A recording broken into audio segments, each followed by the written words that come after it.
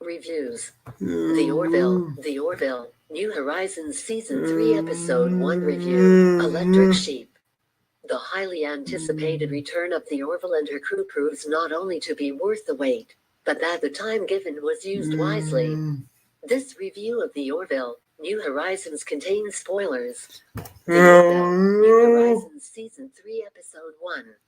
After a nearly 3-year hiatus, the Orville enters its new horizon, as it begins a new era streaming on Hulu. Yet, in the first episode of Season 3, both the break and the new streaming platform already appear to be very good things for the future of the show. In what seems like a lifetime ago, Season 2 of Seth MacFarlane's Star Trekking adventure comedy found its voice. A voice that certainly differed from the satirical and often silly tone of the premiere season.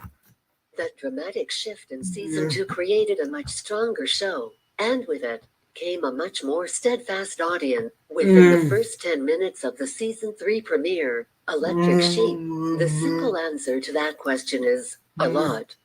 Next 360p 720p HD 1080p HD auto 300. Before the opening credits, audiences are treated to an action-packed recap of the battle between the combined forces of the Union and the Krill versus the Klingon. The galactic battle scene reminds us just how massive this story thread was, and how much it changed the Orville universe.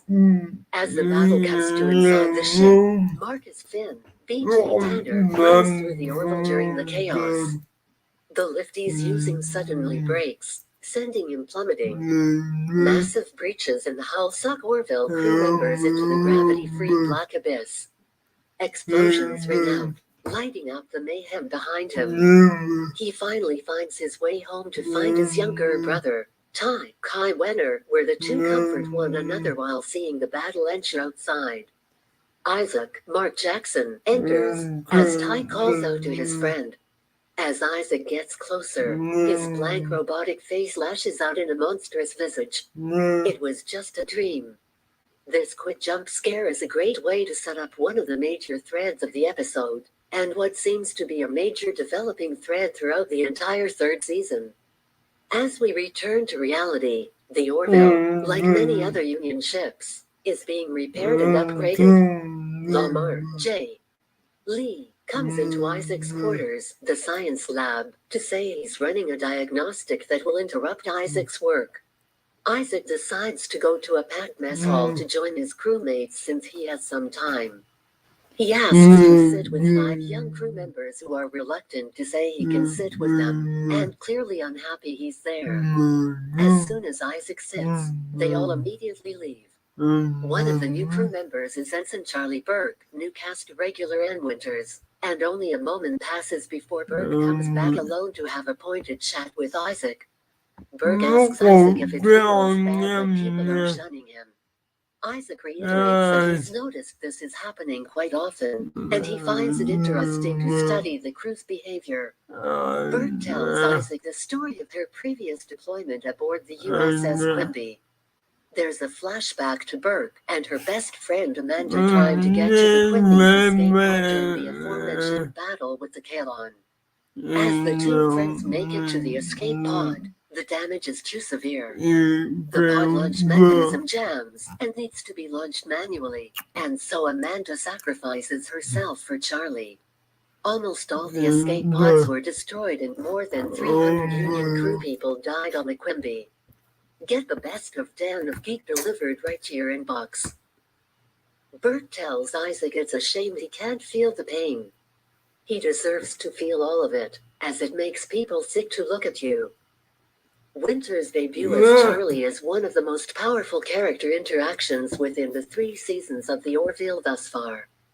The tension between her and Isaac, predominantly on her side, as she's the only one with emotion, is palpable, and immediately makes Burke the one character to watch this season. As Isaac returns to his quarters, he barely gets back to work before he notices murderer graffitied on the wall in red paint. Lieutenant Kaylee, Jessica Shore, begins her investigation, and calls down Captain Mercer, Seth MacFarlane, and Commander Grayson, Adrienne Palicki. As Tala reports on the situation, she informs her commanding officers that she's seen the constant harassment and hatred that Isaac has endured, and that she even witnessed the recent conversation between Isaac and Burke. Mercer calmly discusses the situation with Charlie, and once again the tension fills the room. Burke, not afraid to speak her mind, reminds Mercer of how many Union citizens were lost to the Kalon violence, and that Isaac is not to be trusted. What was an excellent touch from MacFarlane, having both written and directed this episode, is he often showed empathy to Burke's point of view. Mercer himself admits that she may not be wrong. That while a captain should remain steadfast in his decisions, he cannot fully accept that he made the correct decision allowing Isaac to remain on board. Later in the show, even Lieutenant Malloy, Scott Grimes, the embodiment of joy and optimism on the Orville crew, shares with Burke that he often feels the same way she does. As mentioned, there are certainly moments of brilliance throughout the premiere episode of Season 3. MacFarlane's script is poignant, political, topical and realistic, even when set in the subtextual environment of science fiction. Those fans who immigrated from classic Star Trek and really gravitated towards the Orville in Season 2 can be reassured that the more dramatic tone of the sophomore season, so far, continues in Season 3. Many of the threads of Electric Sheep seem reminiscent of Star Trek, The Next Generation, in the best way possible. MacFarlane has never been shy about his love for that show, and this premiere is a love letter to some of the classic story beats and character dynamics of TNG. Not to dwell on her, and yet she warrants the attention, but her introduction is akin to one of the strongest late additions to a pre-established cast. That of Ensign Ro, in The Next Generation's played by Michelle Forbes. Like Ro, Burke has a major chip on her shoulder. She creates tension among everyone, despite having smaller moments of connection. She challenges everyone, including her captain, and more importantly, she immediately makes an impact. Forbes did a tremendous job to gain interest and sympathy from an established core audience, and despite only being in 9 episodes in the final 4 seasons, the addition of Ro really changed up the dynamic. MacFarlane should be applauded for his writing, and for wanting to try new things when so many new things were already happening with the show. And Winters deserves tremendous praise for showing everyone both she and Burke belong. Not to be lost in Burke's debut is another powerful subplot, which features yet another stellar performance by television veteran Penny Johnson-Gerald, who plays Dr. Claire Finn. During the investigation as to who painted the hate-filled epithet, it's revealed that Marcus Finn was the culprit. Claire then has to deal with her own son turning on her former love interest and partner, and how to resolve her son's growing hatred and Isaac's cold and logical understanding of his affect on the crew.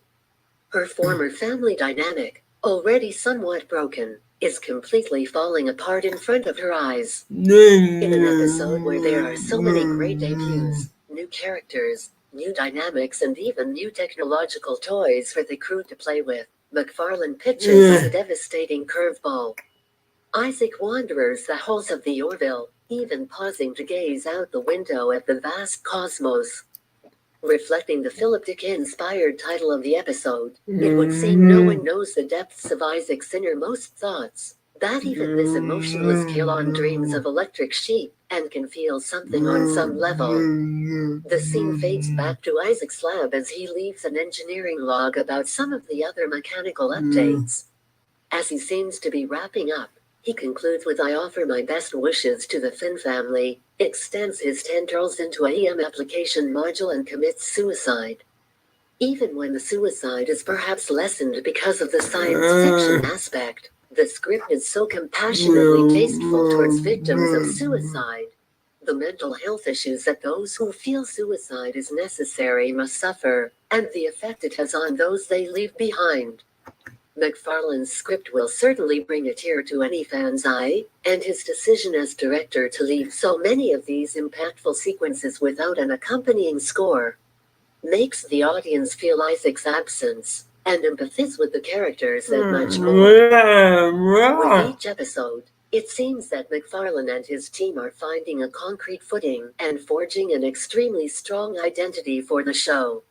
While still a loving tribute to the shows that impacted McFarlane, and while The Orville started as almost a parody of Trek, as it has continued, it has become its own poignant creation, and Electric Sheep shows just how strong fiction can be.